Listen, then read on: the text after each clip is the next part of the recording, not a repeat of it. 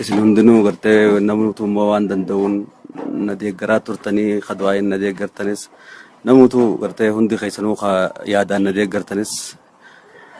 hunda keessaniifuu obboleessa kiyya yaadataa Junaydii hedduun galatoonfachuu fedha asirratti maaliifi waan jiru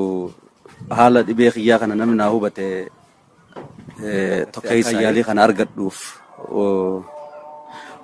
gartee akka yaalii kana argadhuuf haga humna isaatii miti humna siyyaa olillee osoo taatee si wallaansa kajawni wallaansa kiyya kanatti seene gartee biyya Hindii nageessee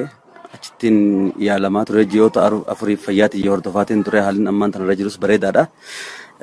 Hundi gaariidha. Alhamdulillahi